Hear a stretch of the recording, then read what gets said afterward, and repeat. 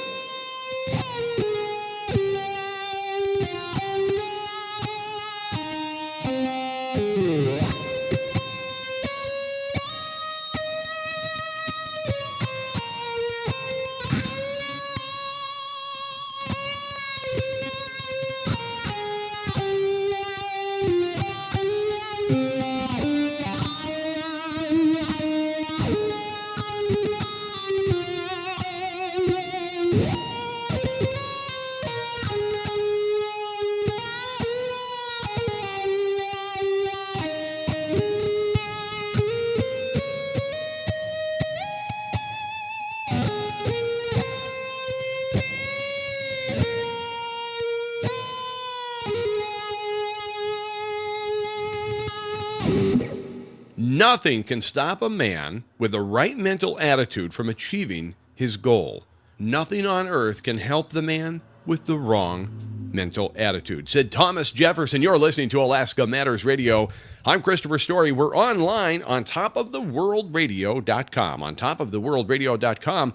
Also want to thank Horizon Satellite, Horizon Wireless for helping us get the connectivity together. Their incredible system, now 10 years in business and 10 towers around the peninsula.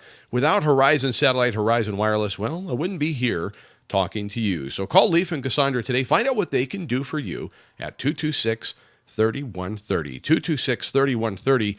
As I mentioned earlier, Representative Paul Seaton will be with me in just a moment. We'll be talking to Paul about what's going on down in Juneau and, of course, the election upcoming. Paul Seaton's got some challengers, Mary Beth Wythe, Homer Mayer, and John Cox of Anchor Point. They'll be my guests following Paul later in the program. Help me welcome now, please, Mr. Representative Paul Seaton. Paul, good to see you the other night out at the Kenai Peninsula Fair fundraiser. Wasn't Andrea Pearson just an amazing singer and songwriter? Oh, that was a great performance. Good to see all local people participating. Oh, yeah. She was just fantastic, traveling around the state of Alaska and enjoying it. And, yeah, it was, like I say, nice to see you there. It was interesting to me, too, Paul. You and I were in the proximity of Laura, who runs the Kenai Peninsula Fair, and she was thanking you for having helped appropriate some funds for, I believe, a replacement of the septic system at the fairgrounds. And it just reminds me, I guess, that you're just always on the clock, right? I mean, you're kind of wherever you go, the job comes with you, huh? Well, yeah, it's part of the reaching out and talking with constituents and finding out what's the latest on people's minds. Well, people found out you were going to be on the program today, and a lot of people have asked a similar type of question. When I say a lot, I've got about four different people, and I'll just paraphrase, Paul, their question in general, and we'll get to the budget and some shortfalls. And this, in a roundabout sort of way, gets to that, and then I want to talk about your campaign and what's going on. But so the listener question kind of coalesced into one. With so many Alaskans and constituents, your constituents, against an income tax, why did you introduce a legislation for an income tax, and is that going to come back up again? Do you see the income tax as a big solution for the budget gap? Well, I think we all understand that there's got to be some broad-based support for state government. I mean, we've had a great run with oil and high prices supporting all of Alaska's government. In other words, people have not paid anything. No state sales tax, no state income tax, no state property tax to support the services they receive. And without oil prices much higher than they are, there's just no way to continue with those services without some kind of revenue. And so diversifying revenue through taxes is about the only way to get there. And, every other state in the nation does it. And so how we get to a rational fiscal plan is really important. And I looked at it, of course, I've been in the legislature for a while when we had another downturn when Frank Murkowski was there, and we looked at a sales tax and an income tax. And it turns out that the income tax, brings in a lot of outside money from non-residents, and so that's a big plus there. So anyway, that's we'll have to look at it because otherwise, borrowing $3.8 billion from your bank account, or not borrowing it, spending it, can't go on for very long. Brad Keithley's a friend of the show, and he comes on from time to time. He's a consultant for oil and gas companies and so forth, and speaks in front of the legislature from time to time. One of the things he said, Paul, and he found himself in complete agreement with you on this, and that was the repealing of the oil and gas tax credits in the Cook Inlet. Something like $400 million or $400+ million is being spent on that program. Was that program cut, or is it still on the table? Where do we stand with that?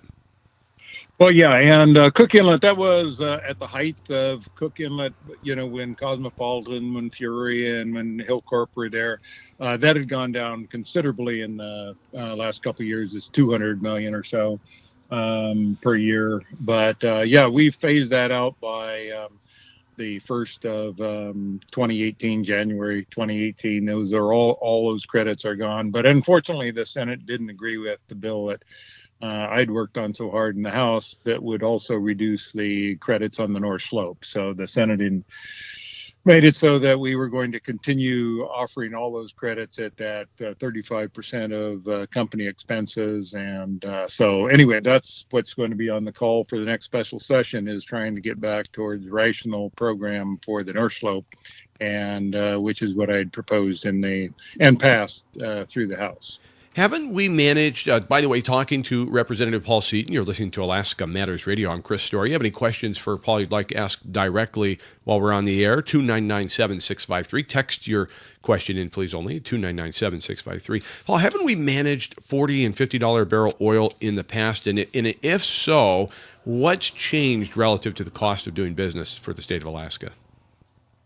Well, you have inflation, of course, over time going along. And so, when you're talking about a $40 or $50 barrel of oil, that's a price that includes the inflation as well. And so, as everybody knows, as your budget goes along, if you are stuck with the same income you've had in the past, it doesn't pay all the current bills. So we've reduced the budget in the last 2 years by 16%, laid off about 1,700 state employees.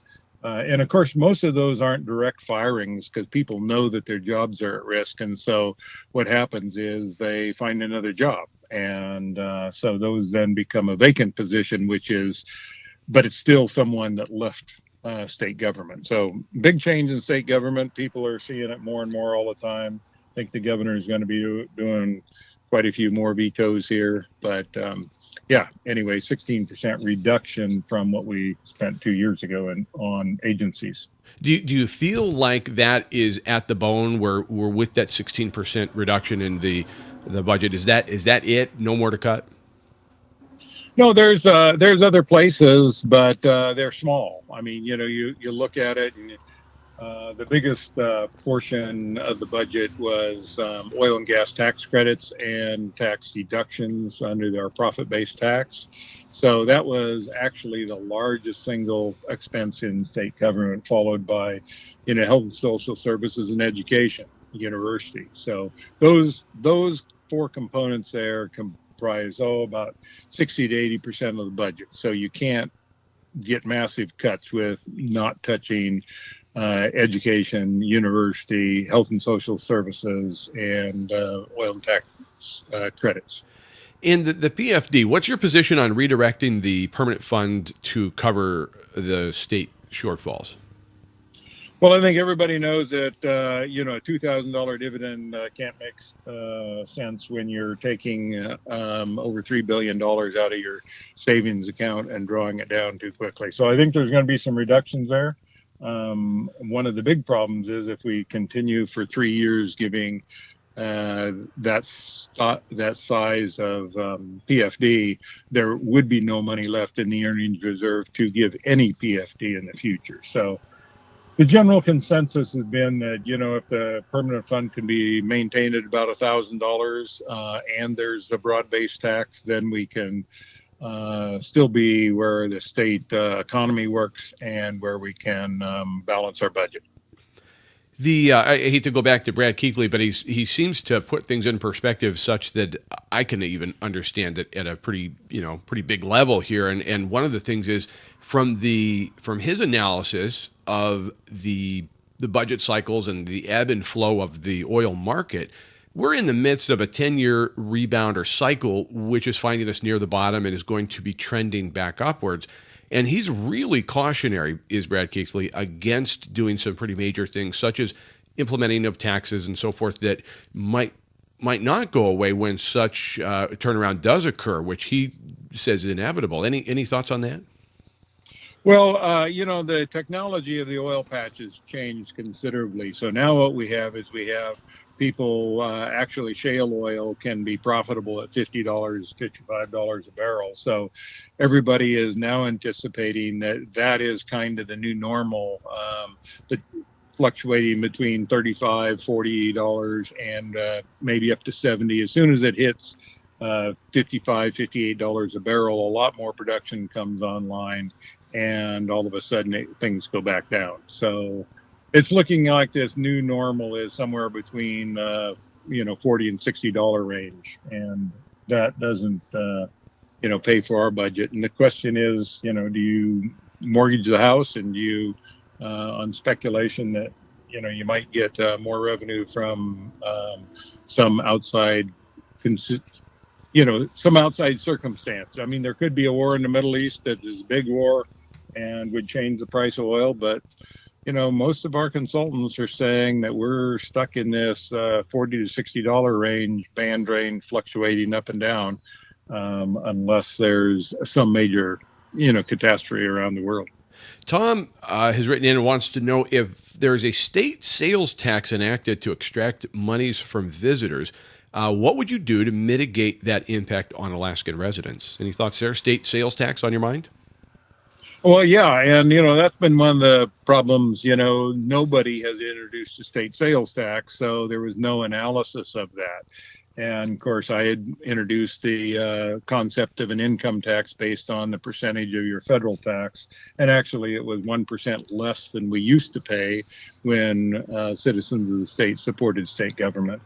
It used to be 16%, but now, at least in this next special session, we should get a comparison. And I was in the legislature when Frank Murkowski was there, and we had a sales tax uncapped, so it was on the total value of whatever you purchased. But you could tell all the lobbyists had been around the table because all the industries, all financial services, fisheries, timber, oil and gas, all of those things were exempt from the sales tax. So it was only going to be people. And so it'll be interesting to see what the governor comes up with, because trying to get money from significant money. I mean, we're talking about hundreds of millions of dollars from non-residents through a sales tax and not impacting residents is going to be a pretty tough nut to crack.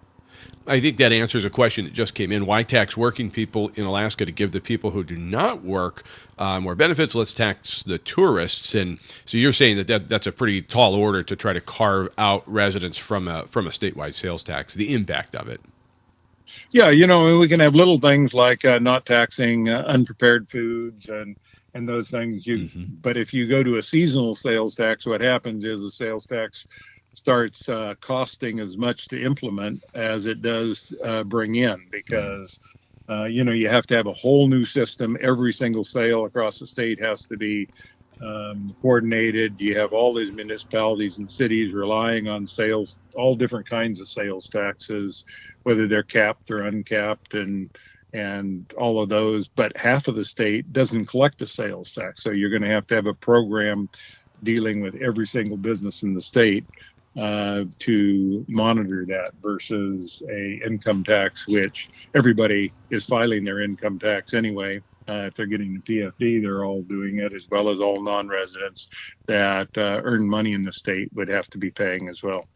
So my last question, and then I'll pitch it to you to make a request, is why folks ought to choose you and hire you back. But sort of, I guess my last question would be surrounding the governor's job. Has the governor been living up to any expectations, if you had any of him, and or is he doing a good job? How's the Walker administration doing, in your opinion, Paul? Well, the Walker administration had been doing a good job. I'm uncomfortable going back to another special session. Trying to get this all done in 1 year has been difficult, to say the least. But we'll see what is being proposed. Like I say, with the governor putting forward a sales tax proposal, that will at least get people the comparison of what a broad-based sales tax or a broad-based income tax, or nobody has proposed a broad-based statewide property tax. So at least there'll be a comparison of the two options that people have talked about. All right, and I guess just the last word goes to you, Representative Paul Seaton. Why should Alaska hire you back? Well, I've been working really hard for my constituents. Every week I do a email newsletter. We have over 600 people on the peninsula getting that newsletter and then giving me feedback on things while they're hot in the committees that I serve on. And so, I think that's a really important thing, to actually be in contact with people when they can make a difference with their opinion instead of just screaming at the end. So I always appreciate the contact, and I think that we need to work for a rational fiscal plan, have the experience to be able to work on that harder, just like we did on the removing and getting rid of the oil tax credits, at least in Cook Inlet, and we'll continue working for the North Slope reduction there too. All right, Representative Paul Seaton, sir, what's the best way for people to contact you if they've got questions of your campaign or yourself?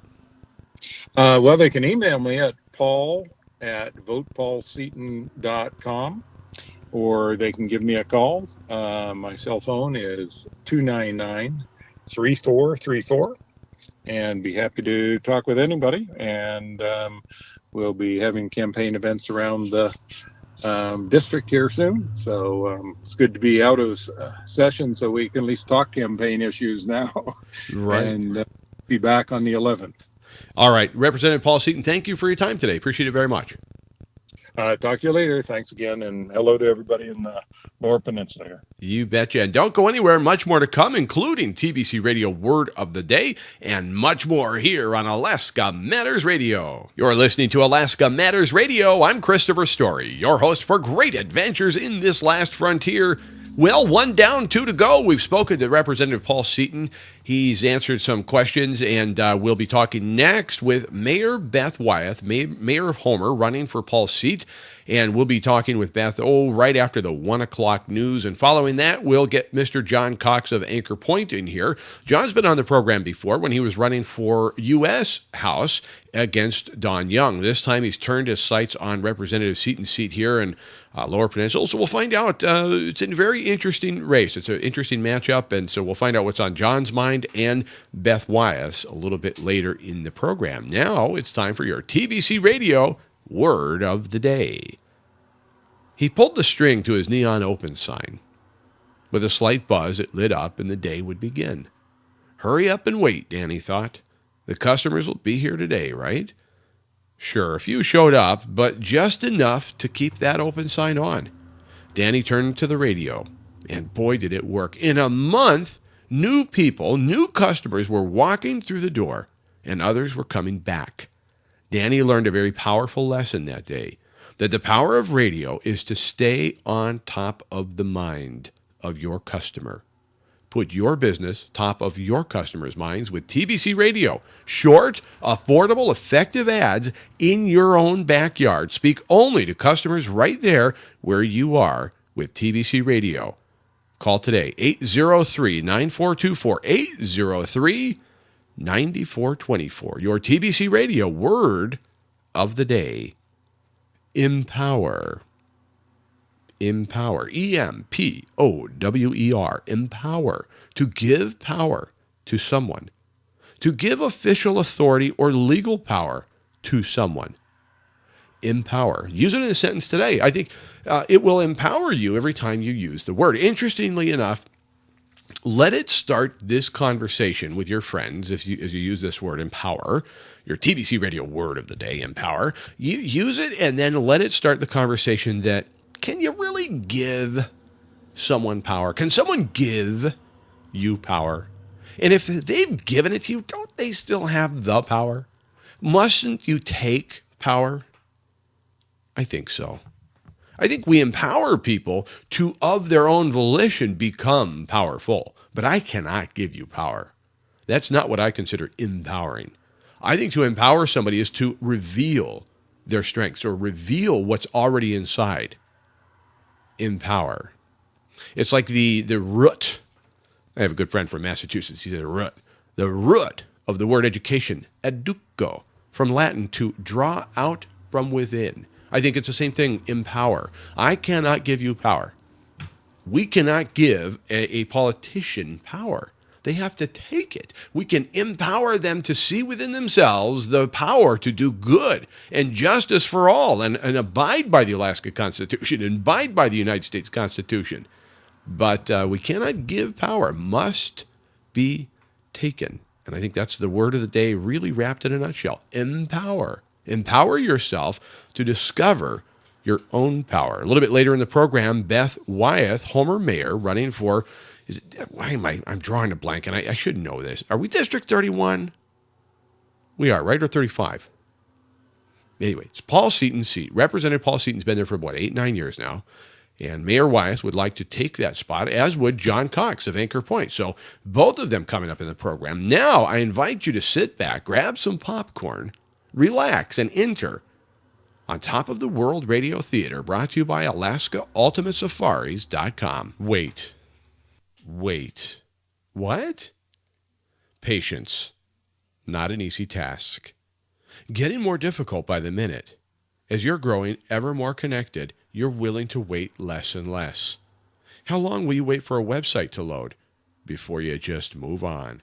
How long will you wait online for gas, checkout, or at the post office? We're in a hurry. To get where? Somewhere. There. What if you're in a hurry to get here? And what if you're already here now? Take some time. Wait. Wait for the skill that does come with practice. Wait for the love that follows kindness. Wait for the answer when you ask someone how they're doing. Hold the door and wait for the person behind you. Wait for the good things in life that always follow effort. Wait. The heavy feeling in your heart, the weight of an empty life, let it go. That weight you're carrying is too heavy. Let it go. Negative events happen. There's no escaping that. That doesn't mean you have to carry the weight with you. Let it go. A weightlifter hoists the bar in the air over their head, stands steady for a moment, then they step back and let the barbell drop. Wham! It hits the deck like thunder. Why don't you do the same? Drop that heavy weight. Let it go. You can't ease it down either. You'll break your back. You have to just drop it and breathe deep. Oh, that was a ton of weight. Don't you feel lighter already? The sky is a canvas for you to paint your future on. You'll move through your day weightless. What? What do you want? In life, for what you want, you might have to wait. Now, that doesn't mean you're not learning or growing or taking action along the way. It's just that you might have to wait to see results for what you want. Now that you've dropped the weight and are prepared to wait, you're assuredly going to get what you want in life. From on top of the World Radio Theater, I'm Chris Story.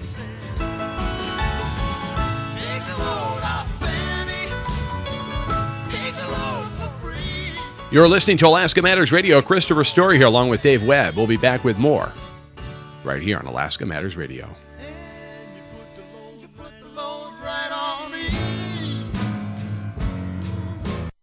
Time for Alaskan Mindbender, brought to you by Blackwater Bend Espresso, not your average drip. Halfway between Homer and Anchor Point, you'll find the gourmet cup of coffee every time. Service with a smile. I truly love Pat and Kate and the whole family out at Blackwater Bend Espresso. Really glad they're part of our Alaskan Mindbender family here on Alaska Matters Radio. Blackwater Bend Espresso, I've got 2 coffee cards. One has your name on it. Text me at 299-7653. 299-7653. Here's the question. Is it true or false? Bald eagles are on the endangered species list. True or false? Bald eagles are on the endangered species list. True or false? 299-7653.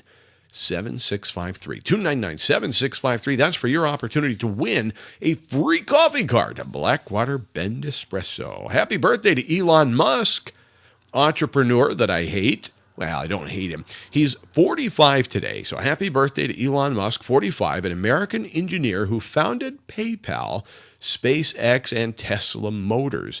In 2015, it was reported he was worth $10 billion.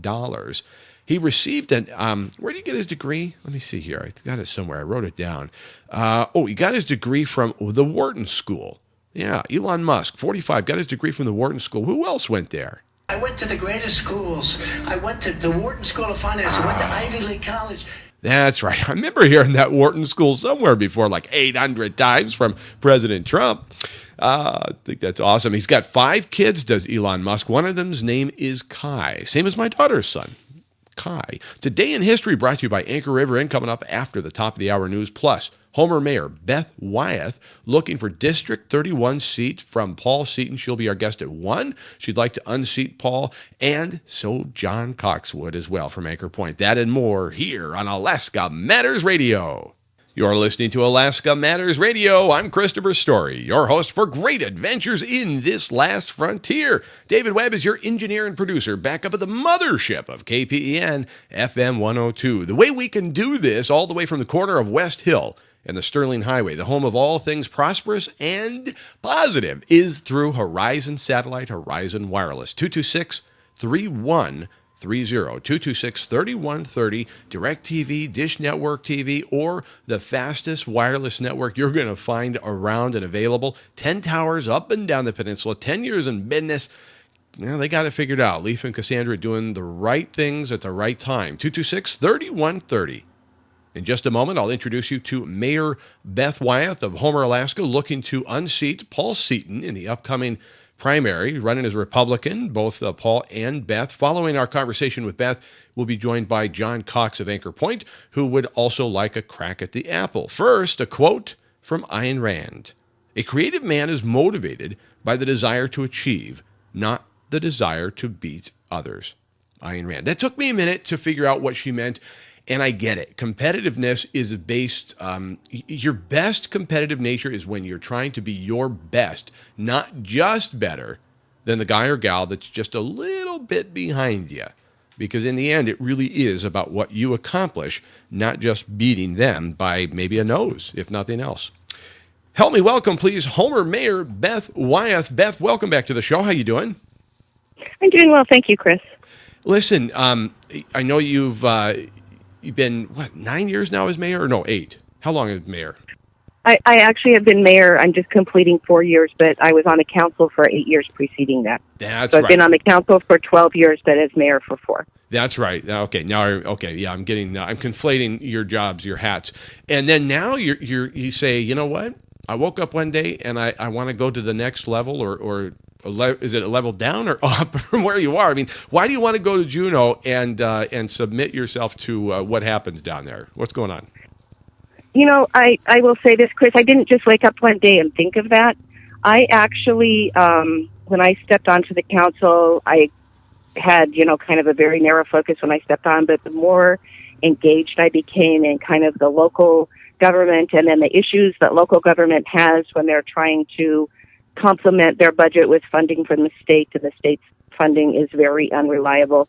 I got more engaged in that, and I actually went back to school, and I updated my bachelor's degree and took a legal studies minor when I updated my bachelor's degree, and then I got my master's degree in public administration with the very focus of being able to take this next step in the ability to represent our local people and our communities. And so it was a very measured and calculated and planned pursuit. It wasn't, just a sudden decision to move forward. Not happenstance. All right. Well, Beth, then what in your coming up on 2 terms as Homer mayor would you point to and say, I'm proud of this, and on this I stand to move forward towards, say, being a representative in Juneau?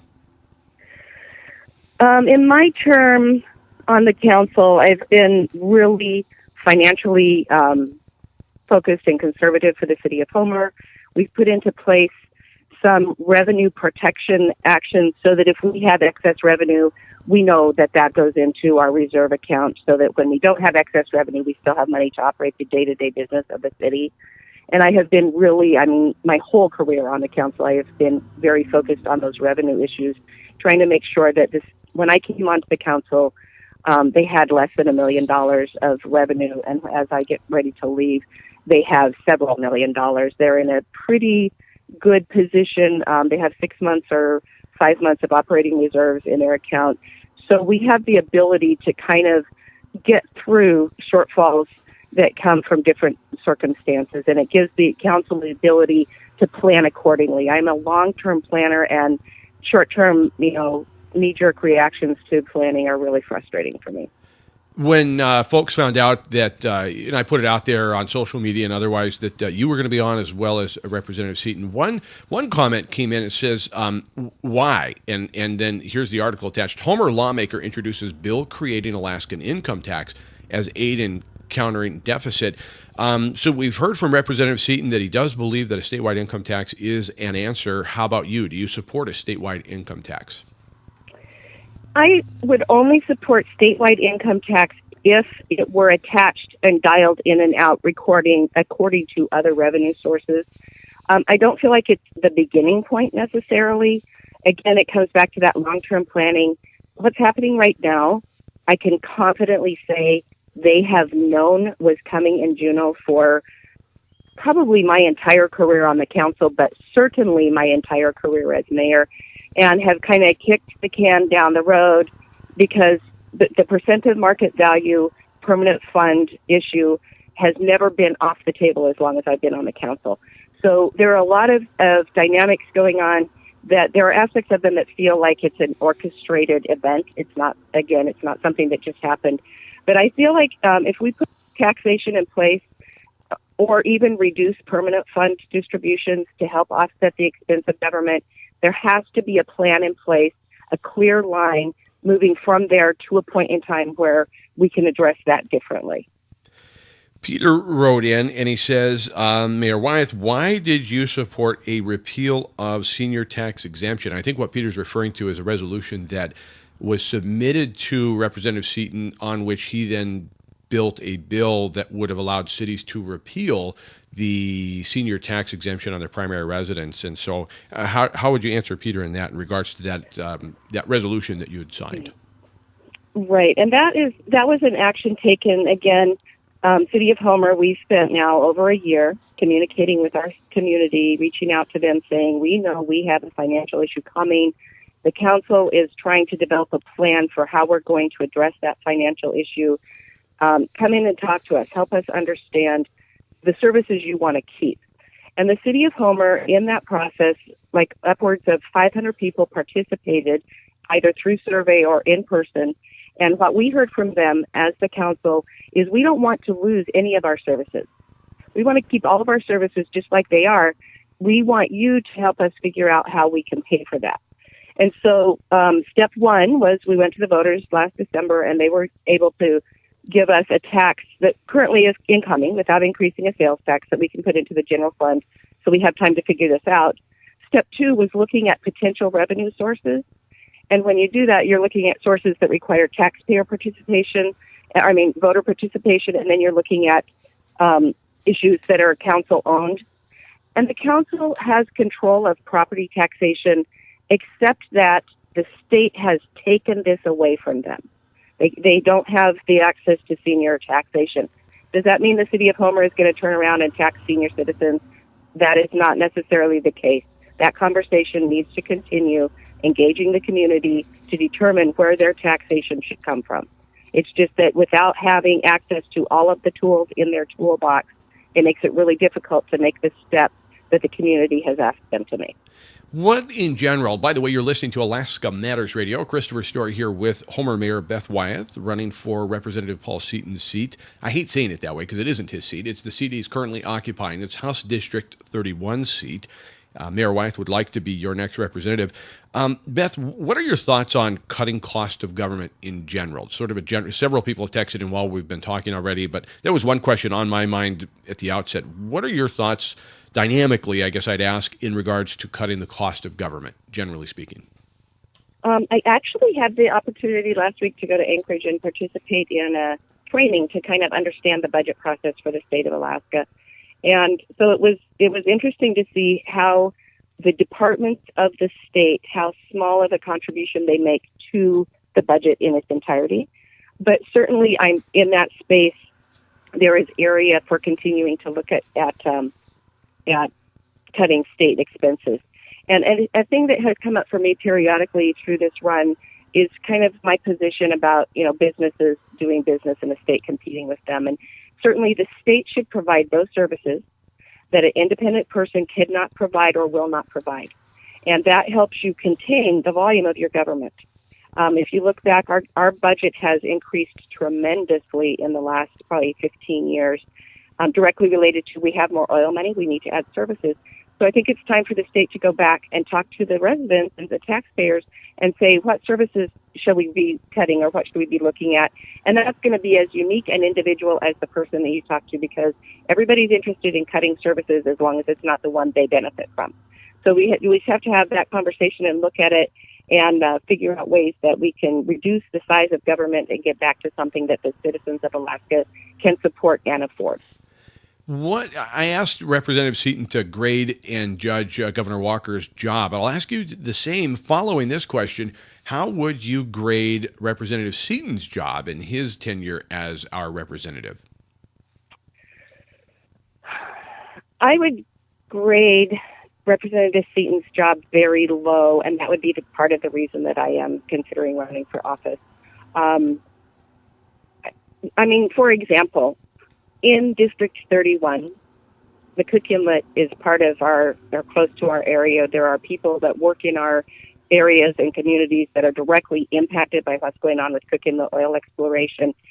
And so putting that up, offering that up on a chopping block, is a little frustrating for me. I'm going to say that. Yes, we need to look at tax credits. Do we need to totally take Cook Inlet out of that conversation?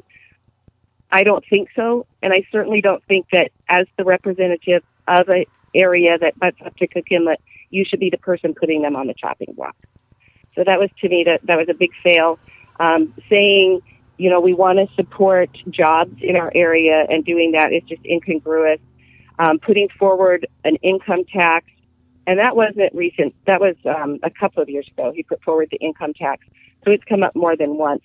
And those sort of things. I don't think the state has worked as closely with the citizens of Alaska as they should have for the position they're in right now. Had they been working with them, we maybe wouldn't be in this position. And how about Governor Walker's administration? Any comments there? Governor Walker came with an agenda, it seems. And his agenda doesn't seem to be working out well for him. I know that he doesn't have the support. When you're in Juneau, there is the very palpable sense that he doesn't have the support of the legislature, and that is all political stuff that had to do with the way his campaign went. And so I feel like he is not able to do the job that he went there to do. Partially, his agenda is not really the Alaska citizen agenda, and partially, he doesn't have the support of the legislature. So I think those are the areas where he is struggling the most. Just got a question just chimed in. Mayor Wythe, your resolution to prohibit U.S. naval training exercises in the Gulf of Alaska is considered anti-military. How do you expect veterans to support you? That was Resolution 15-162. So what? That was, I guess. Why did Homer involve itself in that? I wondered that at the time, and this gentleman would like to know. So the resolution regarding the U.S. naval training exercise, I think that was last fall, wasn't it, or last summer? Yeah, it's been over a year. I will say this thing as a caveat. The mayor doesn't always decide. The council decides, and the mayor can either veto or endorse. As a mayor, when I have consensus of the council, I am not usually going to veto their decision. It's just reiterating the loop and bringing it back up. As the mayor, I can tell you at every one of those meetings, I thanked the people that were there that represented us. And the terms I use exactly is thank you for supporting us and giving these people the freedom to complain about you having exercises that can keep you safe. That's my take on that whole issue. I understand the marine mammal issues. I understand the community issues. There were a lot of people that came out to speak in opposition to that. At the end of the day, if we didn't have people willing to put their life on the line to go and support us, we could not complain about the services about the activities that they do. And so I'm just thankful that there's something for people to complain about, because without those people putting their life on the line, we wouldn't have that. And I appreciate the freedom that they buy for us through their families and through their time. All right, fair enough. Mayor Beth Wythe, I guess I just give you the microphone for a moment and say, all right, you've got an opportunity. We're in an elevator. We're headed up. Got a couple of floors. What would you say to convince folks to punch your Chad, as it were, at the ballot box versus the two other competitors? Why vote for Mayor Beth Wythe? Okay. I am running on the Republican ballot specifically because I believe in consistent conservative values. Current incumbent runs on the Republican ballot but does not provide those when voting for the state of Alaska. I also am qualified, and I have the experience, education, and background to help bring a fresh look at the financial situation that's going on with the state of Alaska. I bring a perspective that will also recognize how what goes on at the state impacts people at the local level. And that is a piece of experience that doesn't often go to Juneau. A lot of people get to Juneau and they've never served in public politics, so they don't understand the unique difficulties of representing people at the state level from the perspective of the local. And I want to see our district well represented. I want to see us get through this fiscal gap as a group and doing that well. And I believe that the best opportunity I have to provide that service is to go for you to Juneau and represent you there. All right. And communication, how do folks get in touch with you with their own questions? I have a Facebook account, and it's at Beth Wythe for House. The website is also, everything is under BethWytheForHouse.com is the website, Facebook page, and my phone number, 907-399-3919 is my cell. And they can leave messages there. I do work full-time, so usually my callbacks and my responses to email are in the evening. But I look forward to hearing from people and would be very interested in their perspectives and their input. We have been doing outreach, trying to arrive at that, but any input people have, I'm always happy to hear. All right. Thank you very much, Beth Wythe. We'll let you get back to work, and thanks for running, and thanks for being on the program today. Great. Thank you, Chris, for the time. Absolutely. You're listening to Alaska Matters Radio. Stand by, and when we return, we'll be with anchor pointer John Cox, also running for District 31 Republican representative seat here on Alaska Matters Radio. You're listening to Alaska Matters Radio. Christopher Story here, along with David Webb, bringing you what my mom calls the greatest show on earth. John Cox is in the green room warming up. We'll be with John in just a moment. Blackwater Bend Espresso Alaskan Mindbender. The question is, bald eagles, are they on the endangered species list or not? What do you think? 299-7653. 299-7653. Because of this busy, packed day with all these wonderful guests, we're going to postpone our Today in History, and we'll do that on Thursday. But I want to thank everybody for, it's brought to you by Anchor River Inn. I want to thank Jesse Klutz and family, but we'll follow up on Thursday's edition of Radio Realty with Today in History. We'll do a double whammy on Thursday, and maybe we'll even do This Week in History. It'd be that much more exciting. John Cox, you want to make history. You'd like to see Representative Paul Seaton come home and not go back to Juneau in his stead. You'd like to see you go to Juneau. So, John, it's pretty clear Alaska's in trouble, fiscally and economically speaking. Income tax coming up again and again and again. Do you, John Cox, see income tax as a solution? I do not. Are you still there, Chris? Yeah, that's pretty simple. That's it. Yeah, okay. It doesn't get simpler than that. One of the problems that we have in Juneau and in the government all around is that the government is spending money based on their needs and their wants, not the needs of the people. So Juneau is spending money, and they're afraid to make cuts for the fear that they're going to offend some of their constituents, some of their donors. And that's why you need someone like myself down there, someone that doesn't believe this is meant to be a career. This is meant to be a civic duty. Now, I'll go down there and I'll do it for free because that's what I truly believe. Now, they don't want to make the cuts for the simple reason that it'll affect their donors. And so they'll go, well, we'll look someplace else to make the cuts. And that's one of the problems with Juneau.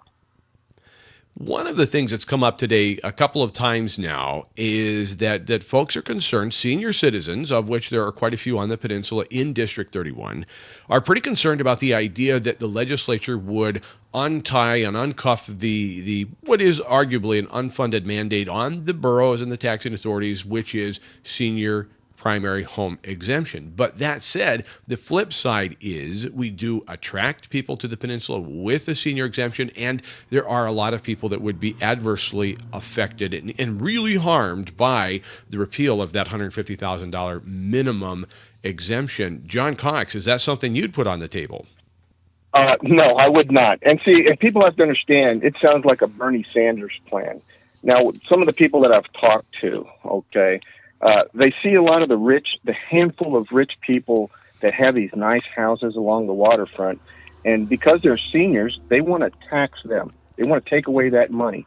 What people have to understand is that seniors, most of seniors, the majority of the seniors that live here in the state of Alaska live on a budget, a fixed income, and it's tough enough to live here. Now, specifically down in Homer, the seniors spend 3 to 4% more money than those that are not listed as seniors. So that's a large income for the area. When you take away that tax credit from them, they have less money to spend in the economy. Now, who knows how to spend the money better, you or Juneau? I say I do. I know how to spend my money better than them. You're leading right into my next question for you, John Cox. By the way, you're listening to Alaska Matters Radio. Chris Story here along with John Cox of Anchor Point, businessman, veteran, looking to get your vote on the for District 31 Republican primary up against Representative Paul Seaton and Beth Wythe. You're leading right into my question, John, and that is to say, what are your thoughts about cutting costs? So we've talked about not looking to the income tax right now, not looking to repeal the senior exemption on their primary homes. What and where would you recommend cutting from where you sit today? Well, here's an example of what just happened. Of course, they just passed the funding for education. Now, I'm all for education. Believe me, Chris, we spend $22,000 per student here in the state of Alaska for education, and yet we rank the very worst. Now, one of the things that passed that we have to fund is allowing the Planned Parenthood to come into our elementary schools and teach our children how to put condoms, how to sex education, about birth control. Come on, this is a subject that's supposed to be left to the parents. Those are areas that we can cut at. Like I said, because our parents are because our school system is failing us right now. I believe that I've made this comment to a lot of teachers, and a lot of teachers have talked to me and said, John, the biggest problem that we have is we have to spend most of our time testing. Let the teachers teach. Again, when we go back to the $22,000, let's give the $22,000 to the parent. Let the parent teach them. And at the end of the year, if that child cannot pass this test, then tell the parents, you know what? Give us that money back. I guarantee you'll see these scores come up in this state. The oil and gas tax credit in the Cook Inlets, as Representative Seaton said, sunsetting 2018, and it sounded to me like Mary Beth Wythe was not necessarily in favor of the person representing the district at a proximity to that being the one that put it on the chopping block, although I'm not sure that she was against it completely. But my question to you, John Cox, is Is that a good move to repeal that some $200 million tax credit going out to companies that may not actually, in fact, be returning on that investment? And then what about looking to the North Slope, as Representative Seaton had suggested? Maybe that's the next place to cut out the tax credits. Where do you stand on that? Well, when we talk about tax credits to the oil companies, why are we giving tax credits to any company? Now, why should Juneau decide who are going to be the winners and losers? I look at it this way. An oil company, I'm all for drilling. I'll punch a hole in every inch of the ground up here to get the oil out, okay? But the fact is that if I was a private company doing business, I wouldn't expect the state or the government to turn around and give me credits. It's not fair to, let's just say, Kenny over at Napa or the Blackwater Bend. I mean, why should they not get all these tax credits when they're doing it to the oil companies? Now, we can operate on the 4 point, I think, Keith, we were talking about it, and he said that we can operate at a $4.5 billion budget. It's just that Juneau does not want to step up to the plate. Now, like I said, we cannot pick winners and losers. If they want to do business here in the state of Alaska, let them drill, and then they get returns in their oil that they've pulled out of the ground. Only got a minute or two left here with John Cox. And John, we'll have you back for an extended conversation. Question from Pete listening and texted in. When can we see the Cox campaign expand? So where are you at in the campaign? What do you need? And are you launched completely, or are you just ramping up? What's going on with the Cox campaign? Well, we have been going around door to door, and I'll be heading down in that area again a little bit more. I actually try to talk to every single person, and if I can't, I leave a flyer on their door. We are out and about putting campaign signs up. Now, of course, I don't like to see a lot of signs all over the place because it just makes Alaska look trashy. You can go up to Anchorage and you see it, and it's horrendous, all the campaign signs, and that's not what we're about. You want someone that's really going to fight for you, send me, and that's what I'm asking. But yeah, we do have a campaign website up right now, and they can go to that, and I'll give you that later after we get back, I guess. Okay, yeah, well, what is that website? Let's go there now. What's the website? You can go to johncoxtoday.com. And that's, .com. johncoxtoday.com. Okay. Yep. All right. Very good. Thanks, John. I appreciate it. I really appreciate your service to our country. First of all, I failed to mention you are a veteran. We appreciate that considerably. And thank you for being on the show. And yeah, we'll coordinate with your campaign manager, who happens to be a friend of mine. His name is John Cox, and we'll coordinate with him and get you back on the program when we can spend a little bit more time. But I do appreciate your efforts and being on the program on short notice. Thank you. Okay. All right. Thank you very much, John. And thank you for listening to the show. We're going to take this and put this interview up on all three interviews. We'll put up on our website on topoftheworldradio.com. On topoftheworldradio.com. I did get a text message from a couple people that displeased that I wasn't necessarily pushing back on some of the answers from some of these potential representatives of yours. Question really is, what's my job here today? And I viewed my job here today as a moderator, ask the questions that I wanted answers to, and ask the questions that I felt you wanted to hear about. In fact, asking your questions as well. It wasn't really my job to point out my opinion in a nature such as this. That's what the rest of our shows here at Alaska Matters Radio, nothing but opinion, not bashful, just like to be a little bit more on the tempered side and moderate a meaningful conversation so you can know where these candidates stand. We'll have more with John Cox and the other candidates on future episodes of Alaska Matters Radio. For Dave, Webb, and myself, all of us here at Alaska Matters Radio, I thank you for being here. Thank you. God bless America. It's Marty and Christina. Marty and Christina won our Blackwater Men Espresso Alaskan Mind Matter question. No! In 2007, on this day, bald eagles were declared alive and well. See you online.